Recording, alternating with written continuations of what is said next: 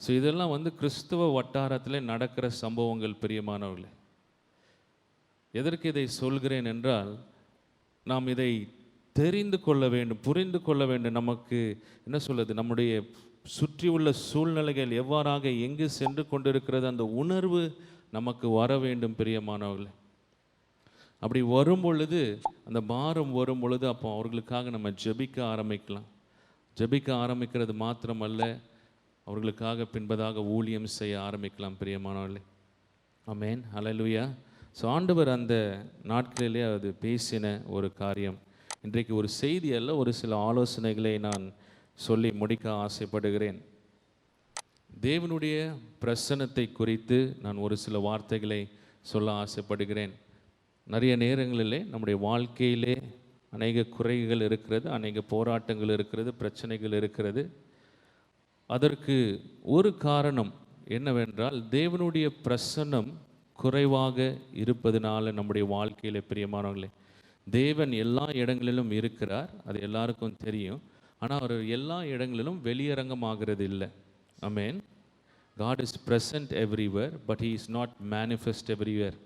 அவர் எந்தெந்த இடங்களெல்லாம் வெளியரங்கமாகிறாரோ, எந்தெந்த இடங்களெல்லாம் அவருடைய பிரசன்னம் நம்மளால் உணர முடிகிறதோ, அந்தந்த இடங்களெல்லாம் தேவனுடைய அற்புதங்கள், அடையாளங்கள், தேவனுடைய ஜீவன் இருக்கிறது பிரியமானவர்களே. நம்மளுடைய வாழ்க்கையிலே தேவனுடைய பிரசன்னத்தை எடுத்து செல்கிறவர்களாக, தேவனுடைய பிரசன்னத்திலே நடக்கிறவர்களாக நாம் மாற வேண்டும். அந்த ஒரு நிலைக்கு நாம் வர வேண்டும் பிரியமானவர்களே. ஆமென், ஹல்லேலூயா. இதை நான் கொஞ்சம் விவரமாக சொன்னேன்னு நீங்கள் புரிந்து கொள்ளலாம். தேவனுடைய பிரசன்னத்தில் தான் விடுதலை இருக்கிறது. ஆமென், ஹல்லேலூயா. அவருடைய பிரசன்னத்தில் தான் சமாதானம் இருக்கிறது, அவருடைய பிரசன்னத்தில் தான் சந்தோஷம் இருக்கிறது. அநேக நேரங்களில் ஆராதனை வேலையிலே நன்றாக ஆராதனை இருக்கும் பொழுது நம்ம என்ன பண்ணுகிறோம், சுகத்துக்காக, விடுதலைக்காக ஜெபிக்கிறோம். அப்படிதானே? ஆமென். ஏன் ஜெபிக்கிறோம் என்றால், ஆண்டவருடைய பிரசன்னம் இருக்கிறதான வேலையில் ஆண்டவர் என்ன பண்ணுகிறார், கிரியை செய்கிறார் பிரியமானவர்களே. ஸோ பொதுவாக அப்படி சொல்கிறது, நம் தனிப்பட்ட வாழ்க்கைக்கும் நம்ம அவ்வாறாக எடுத்துக்கொள்ளலாம். எந்த அளவுக்கு உங்களுடைய வீட்டிலே ஆண்டவருடைய பிரசன்னம் இருக்கிறதோ, எந்த அளவுக்கு வெளியரங்கமாக இருக்கிறதோ, எந்த அளவுக்கு உங்களுடைய தனிப்பட்ட வாழ்க்கையில் ஆண்டவருடைய பிரசன்னம் இருக்கிறதோ, நீங்கள் அனுதினமும் உணர்றீங்களோ, அந்த அளவுக்கு ஆண்டவருடைய விடுதலையும், ஆண்டவருடைய ஜீவனும், ஆண்டவருடைய கிரியையும் இருக்கும் பிரியமானவர்களே. ஆமென், ஹல்லேலூயா. தேவனுடைய பிரசன்னத்தை எடுத்து செல்கிறவர்களாக, தேவனுடைய பிரசன்னத்தில் நடக்கிறவர்களாக நாம் மாற வேண்டும். அந்த ஒரு நிலைக்கு நாம் வர வேண்டும் பிரியமானவர்களே. உதாரணமாக ஒரு சில பரிசுத்தவான்களுடைய வாழ்க்கையை பார்த்தோமானால், ஸ்மித் விகில்ஸ்வர்த் எல்லாருமே கேள்விப்பட்டிருக்கிறோம். ஆமென். ஸ்மித் விகில்ஸ்வர்த் ஒரு இடத்துல அவர் ட்ரெயினில் போயிட்டு, ட்ரெயின் வேறு இடத்துக்கு செல்ல வேண்டியது இருக்கிறது. அவர் ட்ரெயினில் போயிட்டு அவருடைய கம்பார்ட்மெண்ட்லேயே அவர் உட்கார்ந்து அவர் வெறும் பைபிளை மாத்திரம் படிக்க ஆரம்பிக்கிறார். அப்பொழுது பார்த்தீங்கன்னா, பைபிள் படித்து கொண்டு இருக்கும் பொழுது கொஞ்ச நேரத்தில் அவர் எழுந்திரிச்சு பாத்ரூம் போயிட்டு மறுபடியுமாக கம்பார்ட்மெண்ட்குள்ளே வரும் பொழுது முதல் ஆள் கேட்குறார், ஐயா நீங்கள் ஒரு பரிசுத்தமான ஒரு நபரா என்று சொல்லி. பாருங்கள், கம்பார்ட்மெண்ட்டில் உள்ளவங்க ஒருத்தர்கிட்டையும் ஒரு பேசவே இல்லை. ஆனால் அந்த நபர் கேட்குறார், நீ பரிசுத்தமான ஒரு நபரான்னு சொல்லி. அப்போது அவர் கேட்குறார், ஏன் அப்படி கேட்குறீங்கன்னு சொல்லி கேட்கும் பொழுது அப்போ அவர் சொல்கிறார், இல்லை நான் நல்லா தான் எல்லாமே இருந்தது, ஆனால் நீங்கள் உள்ளே உட்கார்ந்த உடனே என்னுடைய பாவங்களை குறித்து நான் கண்டித்து உணர்த்தப்பட்டேன் என்று சொல்லி சொல்கிறார். பாவத்துக்கு தண்டனை இருக்குது என்று சொல்லி உணர்த்தப்பட்டேன். அப்போ மீதி 5 பேரும், கம்பார்ட்மெண்ட்டில் உள்ள 5 பேரும் சொல்கிறாங்க, அதே உணர்வு எங்களுக்கும் வந்தது. இதிலேருந்து நம்ம புரிந்து கொள்ள வேண்டிய காரியம் என்னென்ன தெரியுமா பிரியமானவர்களே? ஸ்மித் விகில்ஸ்வர்த் அந்த அளவுக்கு தேவனுடைய பிரசன்னத்தை தன்னோடு கூட எடுத்து சென்றார். ஆமென். ஆவியானவருடைய பிரசன்னம் அவரோடு கூட எல்லா இடங்களிலும் வந்தது. அதனால தான் அந்த அளவுக்கு ஆண்டவருடைய கிரியை இருந்தது பிரியமானவர்களே. ஆவியானுடைய வேலை என்ன? பாவத்தை குறித்தும், நீதியை குறித்தும், நியாய தீர்ப்பை குறித்தும் அவர் என்ன பண்ணுகிறாரா? கண்டித்து உணர்த்துகிறார். ஸோ ஆவியானுடைய பிரசனம் ஒரு இடத்துல இருக்கும் பொழுது கண்டிப்பாக பாவ உணர்வு இருக்கும் பிரியமானவர்களே. அது பின்பதாக அதை குறித்து நாம் கொஞ்சம் விவரமாக நாம் பார்க்கலாம். சார்ல்ஸ் ஃபின்னி தெரியும். அவர் ஒரு ஃபேக்ட்ரிக்கு போகும் பொழுது அங்கே வெளியே இருக்கிற அம்மா அவங்கள இன்சல்ட் பண்ணுறாங்க. சார்ல்ஸ் ஃபின்னி பயங்கரமாக ஊழியக்காரன் தெரிஞ்சவனே பயங்கரமாக தவறாக பேசுகிறாங்க.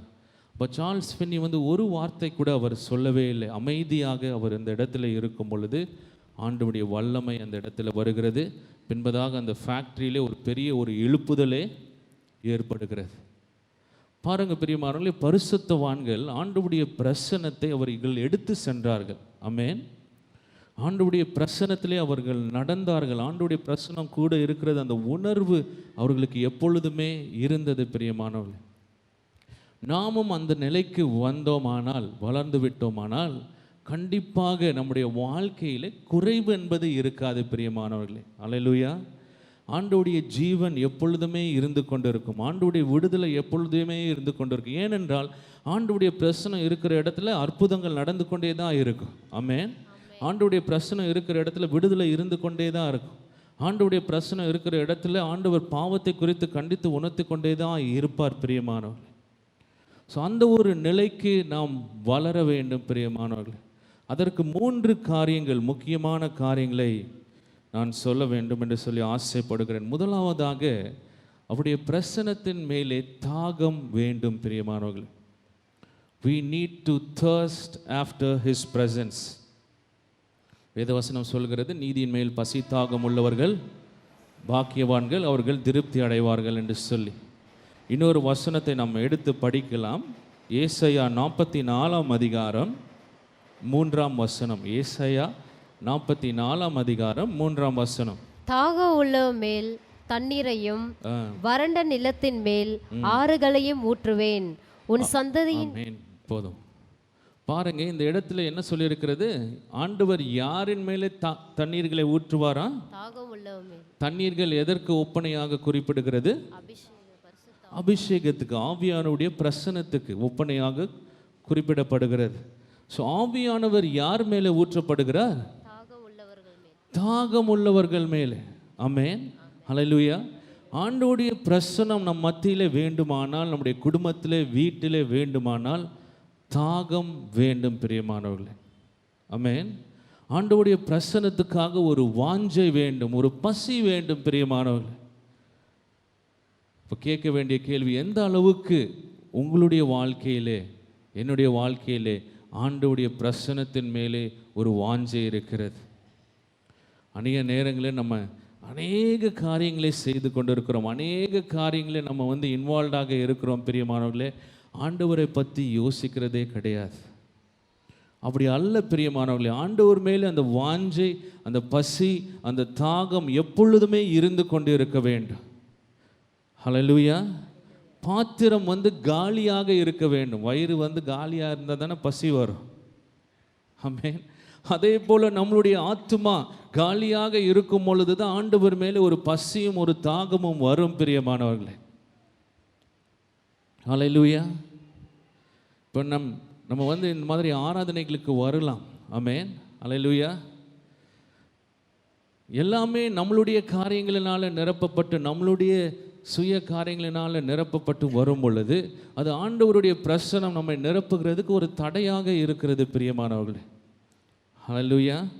இப்போ உதாரணமாக இந்த கப்பு இருக்கிறது. ஆமென். இப்பொழுது இந்த கப்பு காலியாக இருக்கிறது. இது வேறு ஒரு சில காரியங்களினால் நிரப்பப்பட்டிருந்தால், ஒருவேளை கல்லோ மண்ணோ மற்ற காரியங்களினால் நிரப்பப்பட்டிருந்தால், நீங்கள் இதில் ஏதாவது தண்ணி ஊற்றி குடிப்பீங்களா? இதில் தண்ணி ஊற்றுவீங்களா? பிரியமானவர்களே, இல்லை. காலியாக இருக்கும் பொழுது தான், சுத்தமாக இருக்கும் பொழுது தான் நீங்கள் ஊற்றுவீங்க. ஆமென். அதே போல தான் பிரியமானவர்களே, நம்முடைய இருதயம், நம்முடைய ஆத்துமா ஆண்டவருக்கு முன்பதாக வெறுமையாக இருக்கும் பொழுது, ஆண்டவருக்கு முன்பதாக காலியாக இருக்கும் பொழுது, சுத்தமாக இருக்கும் பொழுது தான் ஆண்டவருடைய பிரசன்னம் நம்மளை நிரப்புகிறதாக இருக்கிறது. பிரியமானவர்களே, ஹல்லேலூயா.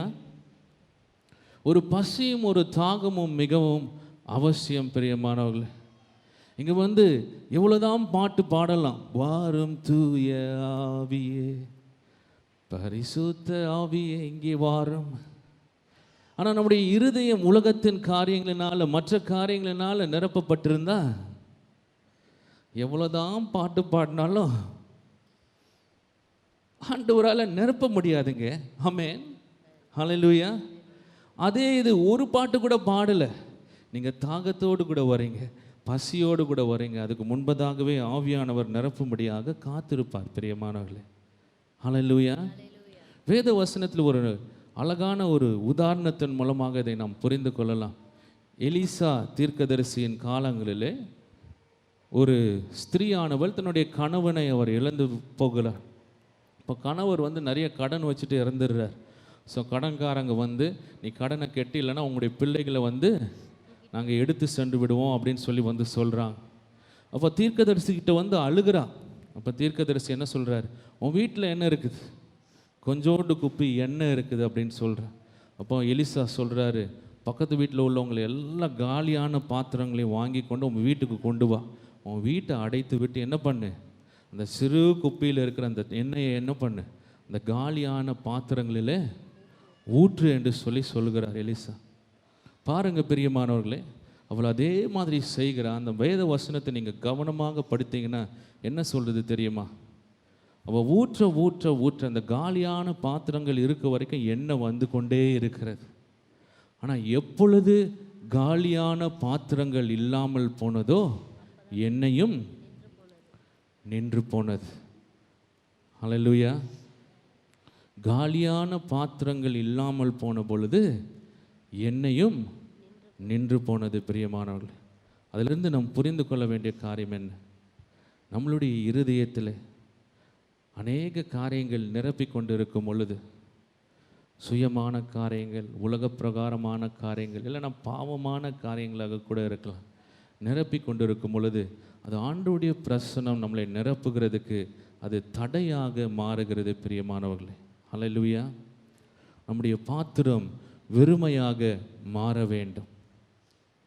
அப்படி மாறும் பொழுது தான் அந்த ஒரு வாஞ்சை, ஒரு பசி, ஒரு தாகம் வரும் பொழுது தான் ஆண்டவருடைய பிரசன்னம் நம்மளை நிரப்புகிறதாக இருக்கிறது. பிரியமானவர்களே, இன்றைக்கு நம்முடைய வாழ்க்கையை நம்ம ஆராய்ந்து பார்க்கலாம். எந்த அளவுக்கு ஆண்டவர் மேலே பசியும் தாகமும் இருக்கிறது? ஞாயிற்றுக்கிழமை வரும்போது தான் ஆண்டவரை பற்றி யோசிக்கிறோமா? இல்லைன்னா பிரச்சனைகள் ஏதாவது வரும் பொழுது தான் ஆண்டவரை பற்றி யோசிக்கிறோமா? இல்லைன்னா சாப்பிடும் போது தான் ஆண்டவரை பற்றி யோசிக்கிறோமா? பிரியமானவர்களே, ஆண்டவர் மேலே இருக்கிற பசியும் தாகமும் அது அனுதினமும் அதிகரித்து கொண்டே இருக்கிற ஒரு காரியமாக இருக்க வேண்டும். பிரியமானவர்களே, நம்ம அழகான பாடல்கள்லாம் பாடுறோம். மானானது நீரோடைகளை வாஞ்சித்து, அழகாக பாடுறோம். ஆனால் உண்மையிலே அந்த வார்த்தைகளை கொஞ்சம் யோசித்து பார்த்தோம்னா வாஞ்சித்து கதறுகிறது. கதறி அழுகிறவங்க பார்த்துருக்குறீங்களா? கதறி அழுகிறவங்க எப்படி அழுவாங்க? நல்லா சாஃப்டாக நம்ம இந்த பாட்டு பாடுற மாதிரியே பாடுவாங்க. என்ன வேத நிபுணர்கள் சொல்கிறார்கள் என்றால், மான் வனாந்திரமான பகுதியில் தண்ணீரை தேடுமா அந்த வெயில் காலத்தில். அப்போ தண்ணீர் இல்லாத பொழுது அதுக்கு அடி வயிற்றில் வேதனை ஏற்படுமா. ஸோ அந்த வேதனை அடி வயிற்றில் தண்ணி தாகத்தில் ஏற்படும் பொழுது அப்படியே அந்த வேதனையினால் அது கத்துமா, தண்ணிக்கு ஏங்கி கத்துமா. ஸோ சங்கீதக்காரன் என்ன சொல்கிறார்? அது போல என் ஆத்துமா உண்மையிலே தாகமாக இருக்கிறது. பிரியமானவர்களே, அந்த ஒரு நிலைக்குள்ளாக நாம் வர வேண்டும். பிரியமானவர்களே, ஆமென். நம்முடைய உள்ளான மனுஷன், நம்முடைய எல்லாமே ஆண்டவர் மேலே வாஞ்சையாக இருக்க வேண்டும். பிரியமானவர்களே, அதற்கு என்ன நடக்க வேண்டும் தெரியுமா? நம்மளுடைய வாழ்க்கையில் ஆண்டவருக்கு பிரியமில்லாத காரியங்கள், சுயமான காரியங்கள், நம்மளுடைய வாழ்க்கையை நிரப்பிக் கொண்டிருக்கிற காரியங்களை நம்முடைய வாழ்க்கையை விட்டு எடுக்க வேண்டும். பிரியமானவர்களே, ஹல்லேலூயா, ஹல்லேலூயா. ஒரு உண்மையான ஒரு வாஞ்சை, ஒரு உண்மையான ஒரு விருப்பம் ஏற்பட வேண்டும். ஹல்லேலூயா. அப்படி ஏற்படணும்னா அந்த வாஞ்சை, அந்த பசி, அந்த தாகம் இருந்து கொண்டே இருக்கும்னா அப்போ ஆண்டவர் நிரப்பிக்கொண்டே இருப்பார். பிரியமானவர்களே, ஹல்லேலூயா. காலியான இடம் ஆண்டவருக்கு இருந்து கொண்டே இருந்ததுன்னா அப்போ ஆண்டவருடைய பிரசனை இருந்து கொண்டே இருக்கும். பிரியமானவர்களே, ஆண்டவருடைய பிரசனை நிரப்பிக்கொண்டே இருக்கும். பிரியமானவர்களே, ஹல்லேலூயா. ஸோ நம்மளுடைய வாழ்க்கையை நாம் கொஞ்சம் ஆராய்ந்து பார்க்கலாம். ஆண்டவருடைய பிரசனம் மிகவும் அவசியம் என்று சொல்லி முதலாவது சொன்னேன். ஆண்டவருடைய பிரசனம் இருக்கும் பொழுது ஆண்டவருடைய கிரியை இருக்கும்னு சொன்னேன். உங்களுடைய குடும்பத்தில் சமாதானம் இருக்க வேண்டும், விடுதலை இருக்க வேண்டுமானால் உங்களுடைய குடும்பத்துக்கு தேவையானது ஆண்டவருடைய பிரசனம் பிரியமானவர்களே. ஹல்லேலூயா. அந்த பிரசனம் உங்களுடைய வீட்டில் இருக்க வேண்டுமானால் முதலாவதாக அந்த வாஞ்சை வர வேண்டும், ஆண்டவர் மேலே ஒரு தாகம் வர வேண்டும் பிரியமானவர்களே. பவுல் அப்போஸ்தலர் பிலிப்பியர் எழுதும் பொழுது, பிலிப்பியர் நிருபத்தை எழுதும் பொழுது ஏற்கனவே அவர் ஒரு மதிப்புக்குரிய ஒரு அப்போஸ்தலனாக மாறிவிட்டார். ஒரு சில பத்திரிகைகளும் அவர் எழுதி இருந்தார். அந்த நாட்களில் எபேசியர், கலாத்தியர் போன்ற புஸ்தகங்களையும் எழுதியிருந்தார். அநேக சபைகளையும் அவர் ஸ்தாபித்திருந்தார். அந்த ஒரு நிலையில தான் அவர் பிலிப்பியர் எழுதுகிறார். ஆனால் பிலிப்பியர் 2ஆம் அதிகாரத்தில் பவுல் தன்னுடைய இருதயத்தின் வாஞ்சை என்ன என்று சொல்லி எழுதுகிறார். என்ன எழுதுகிறார் தெரியுமா? அவரை அறிய வேண்டும். ஓ that I might know him. அந்த அளவுக்கு ஆவிக்குரிய ஜீவியத்தில் வளர்ந்த மனுஷனுக்கு பாருங்க என்ன வாஞ்சை இருந்தது. இன்னும் நான் ஆண்டவரை அறிந்து கொள்ள வேண்டும், இன்னும் அவருடைய உயிர்த்தெழுதலின் வல்லமையை அறிந்து கொள்ள வேண்டும், அவருடைய பாடுகளிலே பங்கு கொள்ள வேண்டும். அந்த ஒரு வாஞ்சை வைராக்கியம் இருந்ததுனால தான் அந்த அளவுக்கு ஆண்டவருடைய ஜீவன், ஆண்டவருடைய கிரியை அவருடைய வாழ்க்கையில் இருந்தது பிரியமானவர்களே. மோசேயை ஆண்டவர் அந்த சீனாய் மலையில் சந்திக்கும் பொழுது ஆண்டவர் கேட்கிறார், மோசையை பார்த்து சொல்றார், ஆஸ்க், நீ என்ன வேணாலும் கேளு. அப்போ மோசே என்ன கேட்கிறார்? ஓ that I might know your glory. ஆண்டவரே உம்முடைய மகிமையை நான் காண விரும்புகிறேன். மோசேக்குள்ளாக அந்த தாகம், அந்த பசி இருந்து கொண்டே இருந்தது பிரியமானவர்களே. ஆமென், ஹல்லேலூயா. ஆண்டவர் நம்மளை நிரப்பிக்கொண்டே இருக்க வேண்டுமானால், ஆண்டவருடைய பிரசனம் இருந்து கொண்டே இருக்க வேண்டுமானால் நம்முடைய பாத்திரம் காலியாக இருக்க வேண்டும். 2ஆவதாக நம்ம புரிந்து கொள்ள வேண்டிய காரியம், ஆண்டவருடைய அபிஷேகம் ஒரு நோக்கத்தோடு கூட கொடுக்கப்படுகிறது பிரியமானவர்களே. ஹல்லேலூயா. The anointing is for a purpose. தாவீதின் மேலே எதற்கு பரிசுத்த ஆவியானவர் வந்தார்? அவனை ராஜாவாக மாற்றும்படியாக. சவுலின் மேலே எதற்காக வந்தார்? ராஜாவாக மாற்றும்படியாக. பரிசுத்த ஆவியானவர் நம்மேலே எதற்காக வருகிறார்? அந்நிய பாஷை பேசுவா சொல்லுங்க. உங்கள் மேலேயும் என் மேலேயும் எதற்காக வருகிறார்? பலனடைந்து அந்நிய பாஷை பேச. எதற்காக? சாட்சியாக இருக்கும்படியாக, ஒரு சாட்சியான வாழ்க்கை வாழும்படியாக, ஆண்டவருக்காக எல்லா சூழ்நிலைகளும் சாட்சியாக இருக்கும்படியாக தான் எதற்கு ஆவியானவர் கொடுக்கப்படுகிறார் பிரியமானவர்களே. நிறைய நேரங்களில் நோக்கம் இல்லாமலே ஆண்டவரை கேட்டுக்கிட்டு இருக்கிறோம். ஆமென், ஹல்லேலூயா. ஒரு சரியான ஒரு நோக்கம் இல்லாமலே ஆண்டவரே நிரப்புங்க நிரப்புங்கன்னா ஆண்டவருடைய பிரசனம் பெற்றுக்கொள்றதுக்கு அது தடையாக இருக்கும் பிரியமானவர்களே. ஆனால் உங்களுடைய என்னுடைய நோக்கம், ஆண்டவரே அவிசுவாசிகள் ரட்சிக்கப்பட வேண்டும், ஆண்டவரே எல்லா சூழ்நிலையிலும் உமக்கு நான் உண்மையாக இருக்க வேண்டும், உமக்கு சாட்சியாக இருக்க வேண்டும். வேலை ஸ்தலத்திலோ, ஸ்கூல்லையோ, பள்ளிக்கூடத்திலேயோ, வீட்டிலேயோ சாட்சியாக இருக்க வேண்டும். அந்த ஒரு இருதயம் நோக்கம் சரியாக இருக்கும் பொழுது அப்பொழுது அபிஷேகத்தை ஆண்டவர் கொடுக்கிறார் பிரியமானவர்களே. ஆமென், ஹல்லேலூயா. நோக்கமே இல்லாமல் இருக்கும் பொழுது, நோக்கம் தவறாக இருக்கும் பொழுது அது ஆண்டவருடைய பிரசனம் நிரப்புகிறதுக்கு தடையாக மாறுகிறது பிரியமானவர்களே. நிறைய நேரங்களில் நம்மளுக்கு எப்படி ஆகிவிடுகிறது? ஏதோ அபிஷேகத்தை நம்ம கேட்குறோம், எதற்காக கேட்குறோம் பிரியமானவர்களே? எதற்காக ஆண்டவர் நம்மளை நிரப்ப வேண்டும்? கொஞ்சம் கேள்விக்குறி வைத்து பார்க்க வேண்டும். ஏதோ சும்மா வந்து நிரப்ப வேண்டும் அப்படின்னு சொல்லி கேட்குறோமா, இல்லைன்னா ஒரு நோக்கத்தோடு கூட கேட்குறோமா பிரியமானவர்களே? ஆமென், ஹல்லேலூயா. அந்த சரியான ஒரு நோக்கத்தோடு கூட இருக்கும் பொழுது அப்பொழுது ஆண்டவர் என்ன பண்ணுகிறார்? நம்மளை நிரப்புகிறார் பிரியமானவர்களே. அந்த அபிஷேகம் இருந்து கொண்டே இருக்கிறது. அந்த நோக்கத்தை நம்ம நிறைவேற்றி கொண்டே இருந்தோமானால் அபிஷேகம் தொடர்ந்து வந்து கொண்டே இருக்கும் பிரியமானவர்களே. ஹல்லேலூயா. இப்போ உதாரணமாக ஆண்டவர் உங்களை அபிஷேகத்தினால எதற்காக நிரப்புகிறார்னா, பக்கத்து வீட்டுக்காரங்களுக்கு அவரை பற்றி சொல்லணும் அப்படின்னு சொல்லி. உதாரணமாக நீங்கள் சொல்லாமல் இருந்தீங்கன்னா அடுத்த முறை அபிஷேகம் கேட்கும் பொழுது கிடைக்குமா இல்லையா? முதல்ல உள்ள இருக்கிறத கொடுக்கணுங்க. ஆமென், ஹல்லேலூயா. கொடுக்க கொடுக்க தான் அந்த இதில் அந்த ஊற்று சுரக்கு என்ன என்ன பண்ணும் சொல்லுங்க? சுரக்கும். எப்போ சுரக்கும்? எடுக்க எடுக்க தான் பிரியமானவர்களே. ஆண்டவருடைய நோக்கங்களை நம்முடைய வாழ்க்கையில நிறைவேற்றி கொண்டே இருக்க இருக்க தான் ஆண்டவருடைய பிரசனம் தொடர்ந்து வந்து கொண்டே இருக்கும், அந்த ஜீவன் இருந்து கொண்டே இருக்கும் பிரியமானவர்களே. நிறைய நேரங்களில் நம்ம அபிஷேகத்தை பெற்று அப்படியே வச்சு கொண்டே இருக்கிறோம். ஓடாத தண்ணி என்ன ஆகும்? என்ன ஆகும்? ஓடாத தண்ணி, தேங்கி இருக்கிற தண்ணி என்ன ஆகும்? கொஞ்ச நேரத்தில் நாத்தம் அடிக்க ஆரம்பிச்சு. ஆண்டவருடைய நோக்கங்களை நம்முடைய வாழ்க்கையில் நிறைவேற்றாமல் இருக்கும் பொழுது எவ்வளோதான் வெளியில் சென்று போட்டாலும் வாயை திறந்தா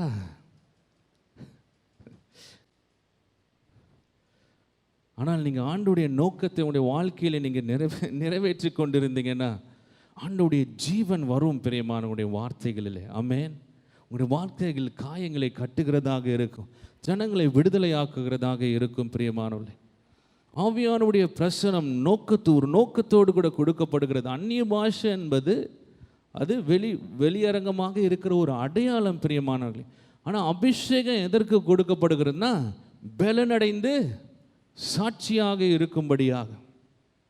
நோக்கமே இல்லாமல் இருக்கும் பொழுது, நோக்கம் சரியில்லாமல் இருக்கும் பொழுது அபிஷேகத்தை ஆண்டவருடைய பிரசனத்தை பெற்றுக்கொள்ள முடியாது பிரியமானவர்களே, தடையாக இருக்கும். இப்போ உதாரணமாக நான் சொல்கிறேன். இப்போ இந்த தம்பி இங்கே இருக்கிறாங்க, கோகுல் அங்கே இருக்கு, ரைட்? கோகுல் உதாரணமாக. இப்போ கோகுலுக்கு வந்து ஒரு பைக்கு கொடுத்து சொல்கிறேன், ஏமி வந்து கொஞ்சம் கடைக்கு கூட்டிகிட்டு போகணும், கூட்டிகிட்டு போயிட்டு வா கோகுல் அப்படின்னு சொல்கிறேன். இப்போ கொஞ்சம் யோசித்து பாருங்கள், கோகுல் என்ன பண்ணுறாரு? இதுதான் பைக்கு கிடச்சிது, இதுதான் சான்ஸ்ன்னு சொல்லிட்டு அவர் கூலிங் கிளாஸ் போட்டு அவர் பாட்டுக்கு பைக் எடுத்துகிட்டு சுற்றிட்டு நல்லா யூஸ் பண்ணிவிட்டு நைட்டு கொண்டு வரார். அடுத்த முறை bike கொடுப்பேனா?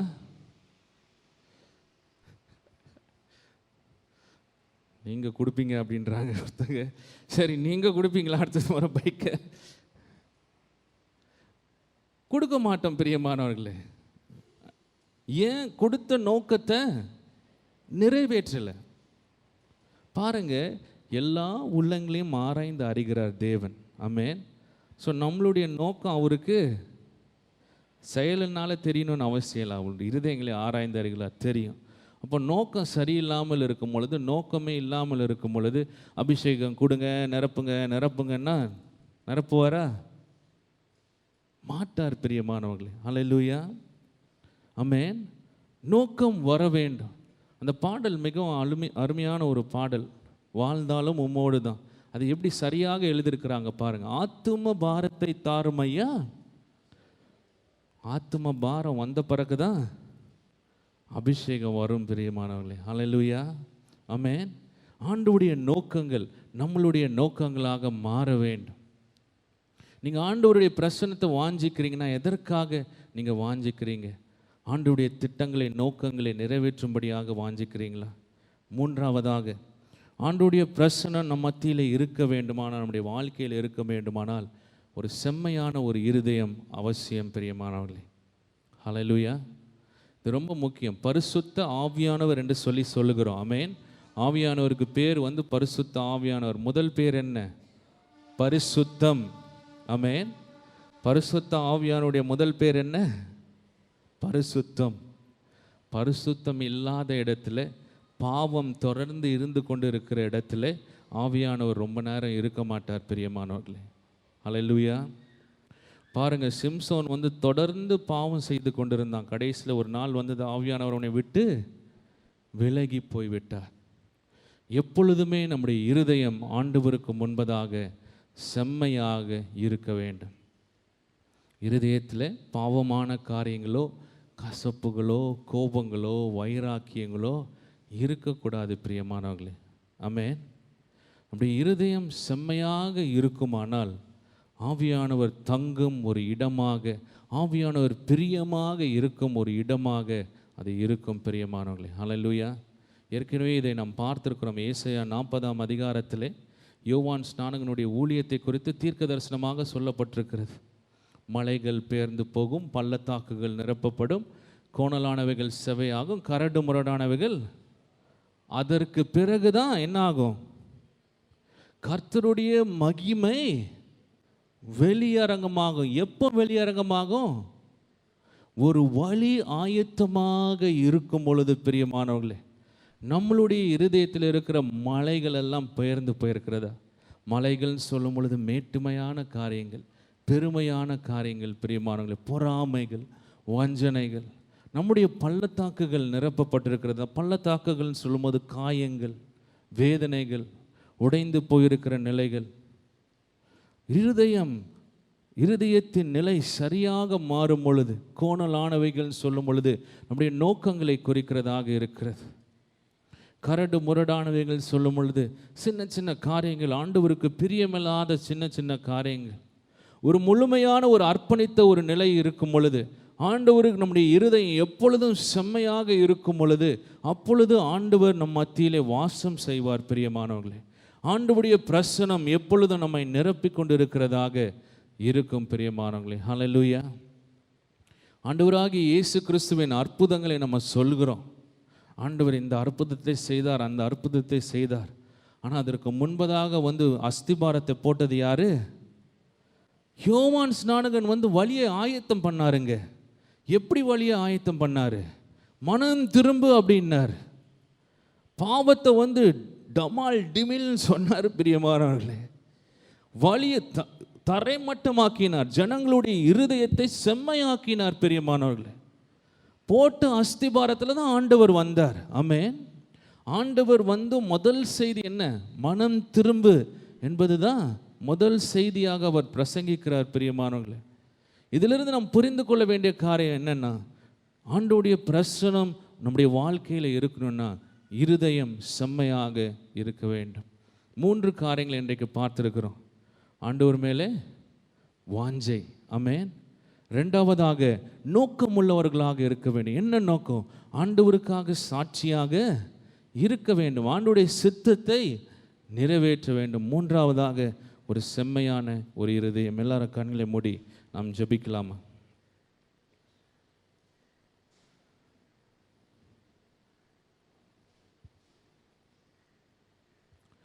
Thank you Jesus. Hallelujah. ஆண்டவருக்கு நம்முடைய வாழ்க்கையிலே காலியான ஒரு இடம் இருக்கிறதா பிரியமானவர்களே? இல்லையென்றால் இங்கு வந்தால்தான் நம்ம ஆண்டவரை பற்றி யோசிக்கிறோமா? நம்முடைய வாழ்க்கையை கொஞ்சம் ஆராய்ந்து பார்க்கலாம். மானானது நீரோடுகளை வாஞ்சித்து கதறுகிறது போல, சங்கீதக்காரன் சொல்கிறான், என் ஆத்துமா உண்மையிலே வாஞ்சித்து கதறுகிறது என்று சொல்லி. ஆண்டவர் மேலே எந்த அளவுக்கு ஒரு பசி, ஒரு தாகம் இருக்கிறது. அப்படி ஒரு தாகம் இல்லாமல், பசி இல்லாமல் இருந்ததுன்னு ஆண்டவர்கிட்ட கேளுங்க. ஆண்டவரே, உண்மையிலே ஒரு பசியும் ஒரு தாகத்தையும் ஏற்படுத்துங்க ஆண்டவரே. தேவனே, நீர் என் தேவன் என்று சொல்லி சங்கீதக்காரன் சொல்கிறார். Early will I seek you. ஆண்டவரே, என்னுடைய ஆத்துமா உண்மையிலே வாஞ்சையாக இருக்கிறது, என்னுடைய மாமிசம், my flesh thirsts for you, உண்மையிலே தாகமாக இருக்கிறது. எதற்கு என்றால் உடைய வல்லமையை கண்டது போல. ஆண்டவரே, உடைய வல்லமையை முன்பதாக கண்டது போல அதே போல காணும்படியாக என்னுடைய ஆத்துமா வாஞ்சையாக இருக்கிறது, என்னுடைய மாமிசம் உண்மையிலே தாகமாக இருக்கிறது என்று சொல்லி சங்கீதக்காரன் ஜெபிக்கிறான். பிரியமானவர்களே, ஆண்டவரே, உள்ளத்தின் ஆழத்திலே ஒரு பசியும் ஒரு தாகத்தையும் உண்மையிலே ஏற்படுத்துங்க ஆண்டவரே. உடைய பிரசன்னத்தின் மேலே ஒரு வாஞ்சையை ஏற்படுத்துங்க. என் ஆண்டவராகிய இயேசு கிறிஸ்துவை அறிந்து கொள்ள வேண்டும் என்று சொல்லி ஒரு தாகத்தை எனக்குள்ளாக ஏற்படுத்துங்க என்று சொல்லி கேளுங்க. உலகத்தின் காரியங்கள், சுயமான காரியங்கள், பாவமான காரியங்கள், தவறான காரியங்கள் என்னுடைய இருதயத்தை விட்டு நீங்கள் எடுத்து போடுங்க என்று சொல்லி கேளுங்க. பிரியமானவர்களே, அடுத்ததாக ஜெபம் பண்ணுங்க. ஆண்டவரே, உம்முடைய நோக்கத்தை, நீங்கள் என்ன நோக்கம் என்னுடைய வாழ்க்கையில் நிறைவேற்ற வேண்டும் வைத்திருக்கிறீங்களோ அந்த நோக்கங்களை எனக்கு வெளிப்படுத்துங்க ஆண்டவரே என்று சொல்லி கேளுங்க. கடைசியாக, ஆண்டவரே, என்னுடைய இருதயத்தை ஆயத்தப்படுத்துகிறேன். பாவமான காரியங்கள், தவறான காரியங்கள் எல்லாவற்றையும் என்னுடைய இருதயத்திலிருந்து எடுத்து போடுங்க என்று சொல்லி கேட்டுட்டு ஆண்டவரே நிரப்புங்கன்னு சொல்லி கேட்கும் பொழுது ஆண்டவர் தன்னுடைய பிரசன்னத்தினாலே நிரப்புவார் பிரியமானவர்களே. Hallelujah. Thank you, Jesus. Thank you, Jesus. Hallelujah. Thank you, Lord. Hallelujah. Thank you, Jesus. Hallelujah. எல்லாரும் பாடலாம். ஆவியானவரே, அன்பின் ஆவியானவரே,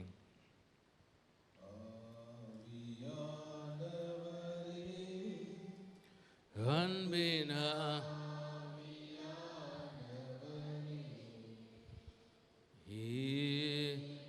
வாரு, இறங்கி வாரு எங்கள் மத்தியிலே. வாஞ்சியோடு கூட இறங்கி வாரு எங்கள் மத்தியிலே. சீனா இறங்கி வந்த சீனா மலையினிலே இறங்கி யாவும் கழுவி தூய்மையாக்கும் இந்த வேளையிலே. எங்கள் பாவம் கழுவி தூய்மையாக்கும் இந்த வேளை. அல்ல கடைசியாக ஆண்டவரே தாகம் உள்ளவன் மேலே தண்ணீர்களை ஊற்றுவேன் என்று சொல்லியிருக்கிறீங்க. ஆண்டவரே ஒரு மெய்யான ஒரு தாகத்தை ஏற்படுத்துங்க. ஆண்டவரே வாஞ்சையோடு கூட கேட்டுக்கொண்டிருக்கிறவர்களே பிரசன்னத்தினால நிரப்புங்க.